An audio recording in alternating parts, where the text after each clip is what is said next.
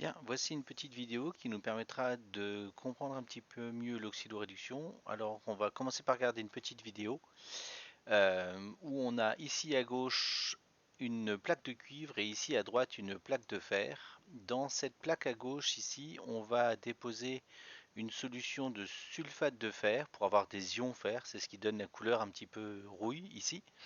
Et ici à droite, on va déposer une solution de sulfate de cuivre où on aura donc des ions cuivre qui vont être présents. Donc dans ces deux solutions, on observe que du côté gauche, alors on ne le voit pas très bien, mais la plaque de cuivre n'a pas réagi et est restée identique et la solution de fer avec des ions fer 2+ est restée identique également.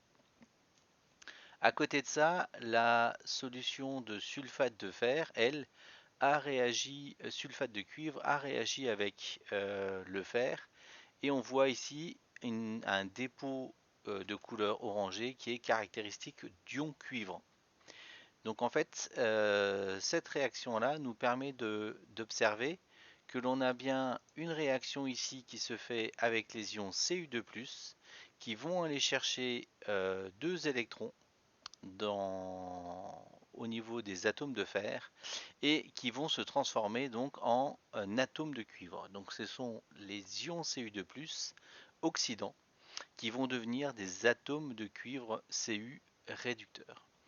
Euh, Ça c'est la première demi-équation qui se passe. Et pour comprendre ce qui se passe au niveau du fer, on va prendre la solution en fait dans laquelle on avait plongé la plaque de fer et on va y mettre quelques gouttes de soude. La soude réagissant avec les ions fer 2+ pour donner ce qu'on voit ici, ce qu'on appelle un précipité vert. Et ce précipité vert est caractéristique des ions fer 2+. Donc voilà ce qu'on avait besoin de voir au niveau de cette petite vidéo. Je vais donc résumer un petit peu tout ça. Et donc globalement en fait on a une première demi-équation qui s'appelle une réduction qui transforme un oxydant en un réducteur. Donc ici notre oxydant ce sont les ions Cu2+, qui récupèrent deux électrons et qui se transforment en réducteur Cu, en atome de cuivre. Donc c'est bien la même matière, mais c'est l'oxydant du coup ici, l'oxydant en fait du premier couple oxydoredox qui se transforme en le réducteur du premier couple. En parallèle de cette demi-équation, on a une deuxième demi-équation de cette fois-ci d'oxydation qui transforme un élément réducteur en un élément oxydant. Donc c'est l'inverse de la première où on voit bien que cette fois-ci c'est l'atome de fer qui donne des ions fer 2+ et des électrons. Donc on voit bien que c'est le réducteur du deuxième couple qui donne l'oxydant du deuxième couple, avec une libération d'électrons. Donc on a bien ici deux demi-équations, et c'est la somme de ces deux demi-équations qui va s'appeler la réaction bilan d'oxydoréduction. Et cette réaction bilan va nous permettre en fait de résumer la situation qui nous explique que les ions Cu2+ présents au départ vont réagir avec les atomes de fer pour donner des atomes de cuivre et des ions fer 2+.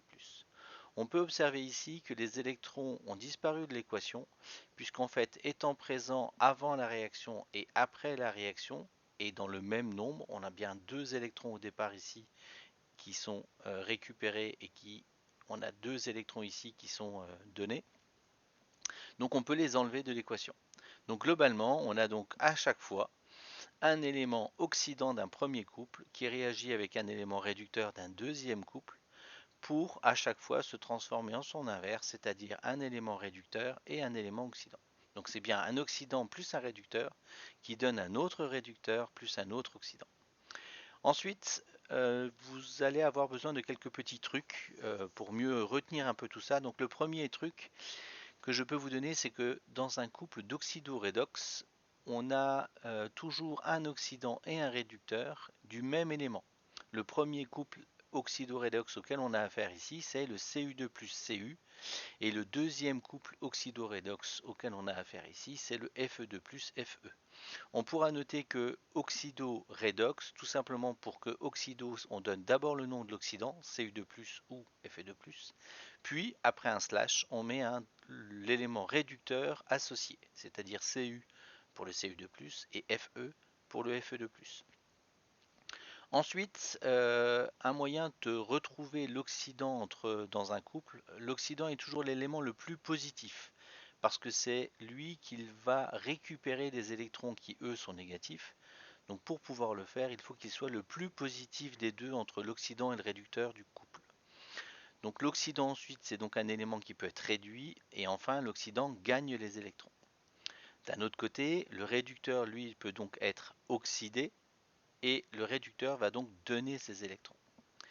Ensuite, dans la vidéo, on a pu remarquer qu'il ne se passait rien au niveau de la plaque de cuivre et des ions fer de plus. Donc on va juste pouvoir observer ça par ce qu'on appelle la règle du gamma. Donc cette règle du gamma, en fait, permet de savoir si un oxydant peut réagir avec un réducteur. Pour cela, on a ce qu'on appelle une échelle de couple oxydo-redox, où on voit que les éléments les plus oxydants sont vers le haut et les éléments les plus réducteurs sont vers le bas. Donc ici on a Au3+, qui est l'or, ce sont les ions or, ce sont les éléments les plus oxydants qu'on pourrait avoir. Et de la même manière, ici on a le K pour le potassium, et donc le potassium sera l'élément le plus réducteur qu'il pourrait y avoir. Donc lorsqu'on veut savoir si un élément oxydant réagit avec un élément réducteur, eh bien, on va prendre l'élément oxydant présent au départ, on va récupérer l'élément repéré, l'élément réducteur présent au départ. Ici on avait bien notre Cu2+, nos ions Cu2+, bleutés qui étaient en présence d'une plaque de fer. Et ces deux éléments vont réagir et on va voir qu'on obtient un gamma. Donc ça c'est la lettre gamma en fait, la lettre grecque qui ressemble bien à un gamma. Donc comme on a obtenu un gamma, la réaction Cu2+, plus Fe peut réagir et donner du cuivre plus du fer de plus. A l'inverse, si on prend les deux autres éléments qui étaient présents, c'est-à-dire l'oxydant fer de plus et le réducteur cuivre avec la plaque de cuivre, lorsqu'on refait la règle, on part du l'oxydant Fe2+, on monte vers le Cu et on va voir les deux éléments obtenus et de produits de la réaction et on voit que le gamma n'est pas dans le bon sens. Donc ce n'est pas un gamma, cette réaction-ci ne fonctionne donc pas. Donc le fer de plus le cuivre ne peut pas donner du fer et du Cu de plus. Cette réaction est impossible. Donc on ne retiendra donc que la réaction suivante. Et voilà, j'espère que cette petite vidéo vous aura permis de comprendre un petit peu mieux et en tout cas vous permettra de revoir un petit peu les leçons et vous aidera. Allez, bon courage.